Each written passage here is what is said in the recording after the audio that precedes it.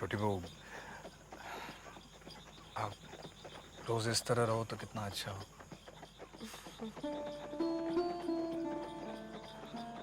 और अगर छोटे बाबू रोज मेरे पास हो तो और भी अच्छा हो।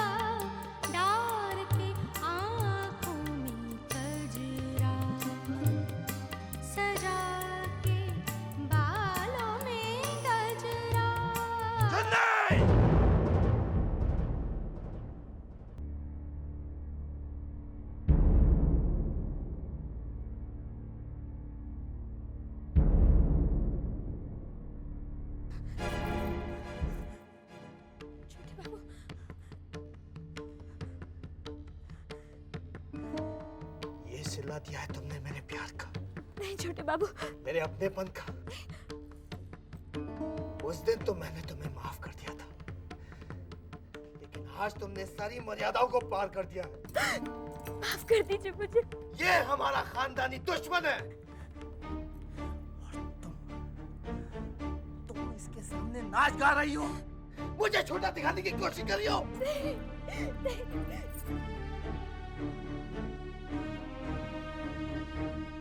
छोटे बाबू, नाटू,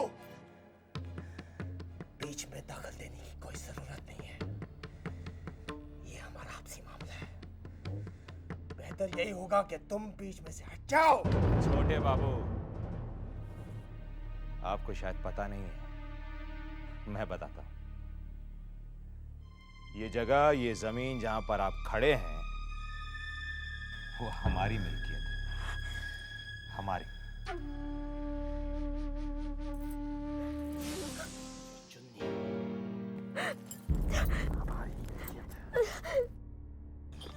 तो इतना घबराया हुआ क्यों है रे? हाँ? क्या बात है? छोटी बहू, समझ में नहीं आ रहा आपको बताऊं कि नहीं बताऊं। छोटी बहू, मैंने कुछ देखा। कहाँ? चौरास्ते में? हाँ, मैं चौरास्ते से आपके यहाँ पर आ रहा था कि अचानक मैंने एक अजीब गरीब चीज देखी। मैंने एक औरत को देखा, मानव रूपी थी वो, लेकिन जमीन पर नहीं चल रही थी, हवा में उड़ रही थी। हाँ? हे यशोदा दुलाल,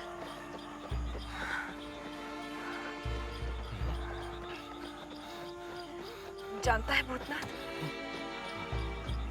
ऐसी घटना मैंने भी देखी हुई है।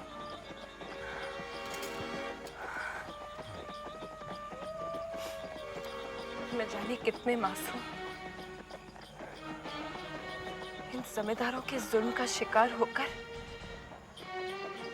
उस हवेली के गर्द में जिंदा दफनाए गए हैं। शायद उन बदनसीबियों की आत्माएं अब तक भटक रही होंगी। आपको कैसे पता?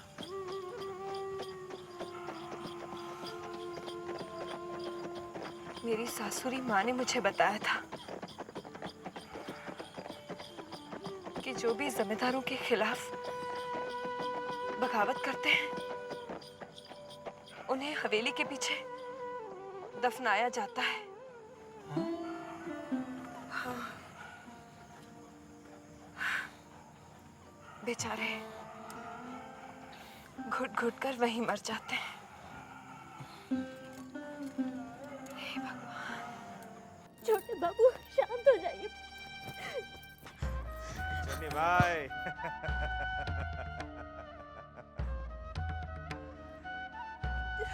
अगर तुम्हें अपनी इस मिल्कियत पर बहुत घमंड था ना छोटे बाबू, तो आज हमने उस घमंड को चकनाचूर कर दिया है।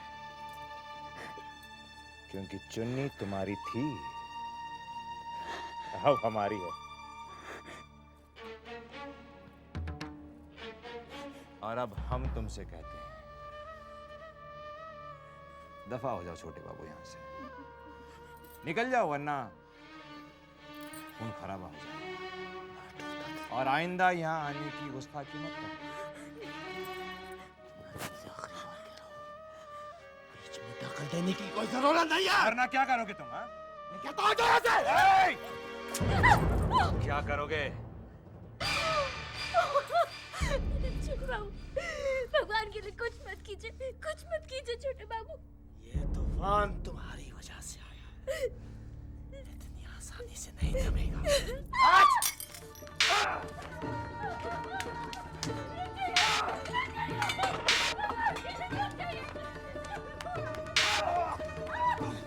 आज तुझे नहीं छोड़ूंगा।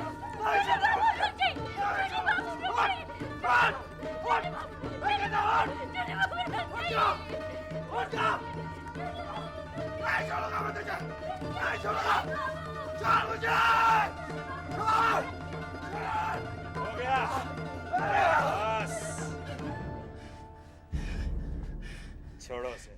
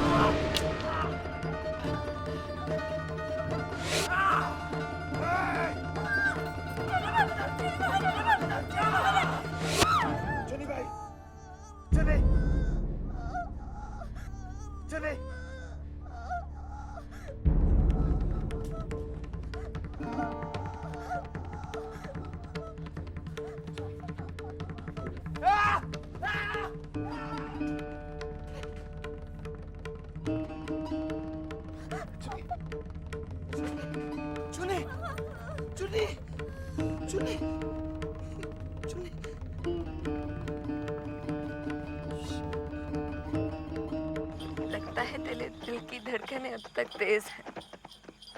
इलायची खाएगा? ये ले। क्या हुआ? इलायची का पान सुपारी का डब्बा। हे भगवान, लगता है मैं वहीं बिस्तर पर छोड़ा ही। तो क्या अभी हवेली जाना होगा? हाँ, जरा बोल, बग्घी वापस ले ले। अरे भाई जरा बग्गी को घुमाओ हवेली की तरफ।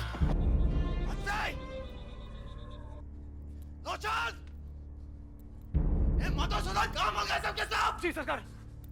हमजादे, कहाँ है तू? बंसी कहाँ है? ऊपर ताश खेल रहा है। ताश खेल रहा है? बंसी! क्या कर रहा था वो तो? नहीं मैं वहाँ बैठा हुआ था छोटे बाबू ने। ले बोलता तो? नहीं मैं हमजादे! छोटे बाबू में बैठा हुआ था। क्या कर रहा था तू? हमजादे!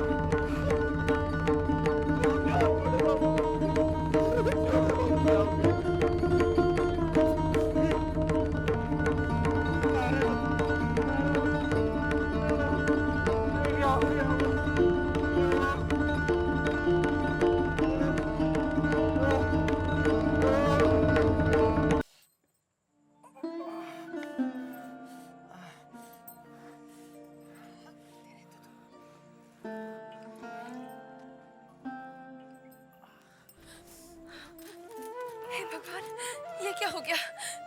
लाइए मैं कर देती हूँ। तू हटना, मैं तो कर ही रही हूँ। बेटी क्या हुआ दीदी? कुछ नहीं हुआ, कांच से पैर कट गया। डॉक्टर बाबू को बुलाया है। ये कांच कैसे लग गया? क्या हुआ? आप कुछ बोलते क्यों नहीं? आप तो जान बाजार गए थे ना, तो फिर ये सब। पहले तू बता कि तू कहाँ गई थी?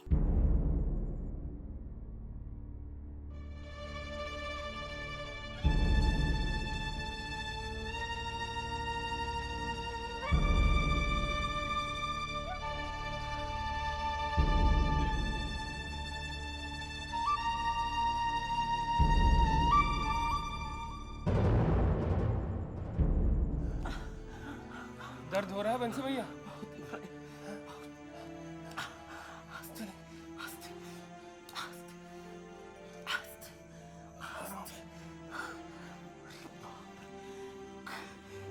बाप की सजा भुगत।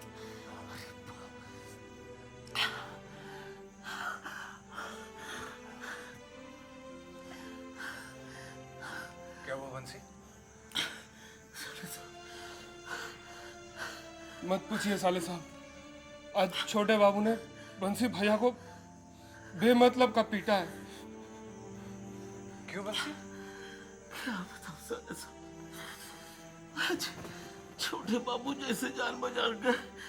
हम थोड़े देर के लिए हवेली के पीछे अपने गांव के लोगों के साथ बैठे हुए थे।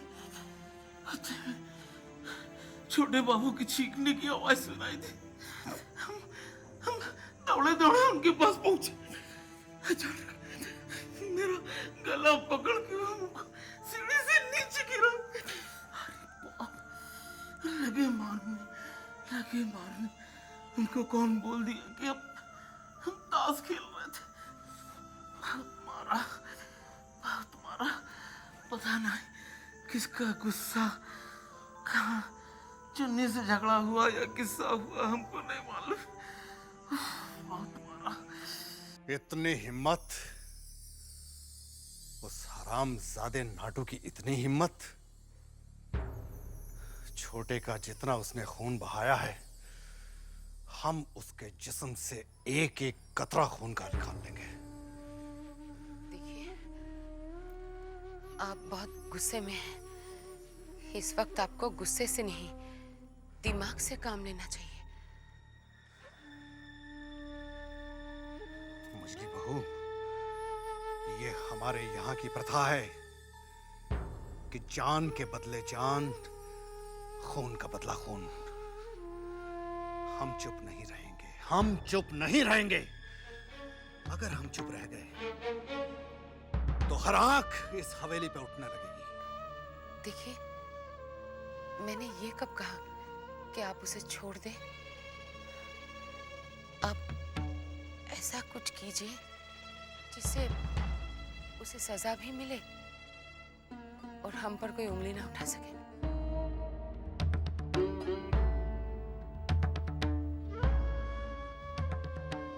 कहना क्या चाहती हो?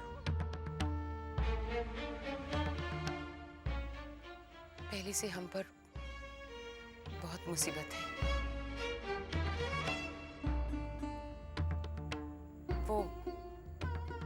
अच्छे लोग नहीं हैं। आप जल्दबाजी में ऐसा कुछ मत कीजिए जिससे आप पर कोई आँच आए। मुझे आपकी बहुत फिक्र है।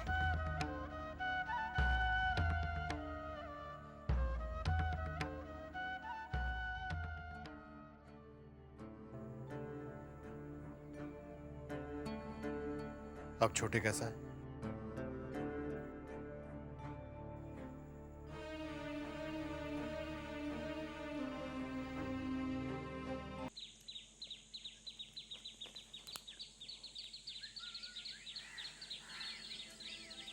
लोचन, कहिए सालू साहब। बंसी कैसा है? थोड़ा सा बदन में दर्द है, पहले से अच्छा है। देखो, ये हल्दी का लेप मैंने बनाया है, उसे लगा देना, ठीक हो जाएगा। दरोगा साहब, आप मेरी बात पे यकीन क्यों नहीं कर रहे हैं? मैं कितनी देर से आपसे कह रहा हूं कि मेरी बात पर यकीन कीजिए, जो मैं कह रहा हूं वो सच है। ये सब कुछ छोटे बाबू का किया धरा है।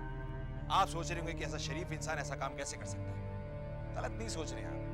कोई भी यही सोचेगा कि छोटे बाबू जैसा शरीफ इंसान ये काम कैसे कर सकता है। लेकिन इस आदमी की शराफत क्या है मैं आपको बताता हूँ। देखिए, मैं चुन्नी बाई के कोठे पे गया संगीत सुनने। मैं अपना आराम से बैठा संगीत सुन रहा था। थोड़ी देर में छोटे बाबू वहां पर आ गए। मैंने कहा, अरे छोटे बाबू आइए, बैठिए, आप भी संगीत का आनंद लीजिए। तो छोटे बाबू मुझसे बरस पड़े, बिगड़ गए मुझ पे। और इतना ही नहीं बल्कि मुझसे हाथापाई करने लगे। और मुझे ही नहीं बल्कि चुन्नी बाई को जो गुप्त से जख्मी किया वो भी छोटे बाबू ने किया। मेरा यकीन कीजिए दरोगा साहब, मैं जो कह रहा हूँ सच है। नाटू दत्त, ये तुम कह रहे हो क्योंकि चौधरी खानदान के साथ में तुम्हारे पुरानी हो सकता सच्चाई और कुछ हो।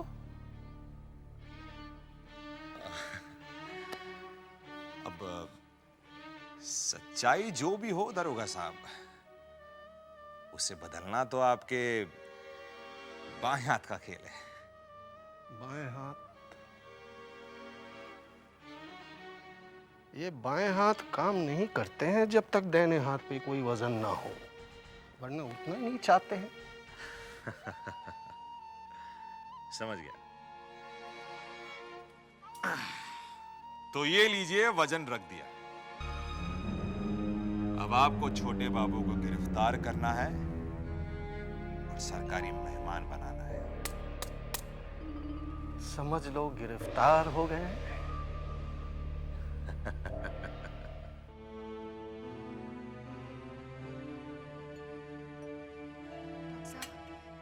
ये जल्द ठीक हो जाएंगे ना? हाँ हाँ, चिंता करने की कोई बात नहीं छोटी बहू रानी। मैंने जख्म साफ करके दवा लगा के पट्टी बांधी। डॉक्टर साहब, चोट ज्यादा गहरी तो नहीं है? ना, ज्यादा गहरा नहीं। नहीं, जख्म पक तो नहीं जाएगा ना? आप मत घबराइए बड़ी माँ, जख्म ज्यादा गहरा नहीं है। मैं रोज आऊंगा, आकर देख जाऊंगा।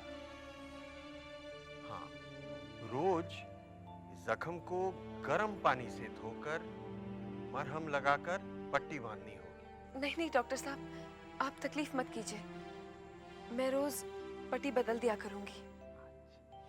और ये दवा है, एक खुराक दिन में 3 बार दीजिएगा। जी अच्छा। चलिए डॉक्टर साहब, मैं आपको बाहर तक छोड़ देता हूँ।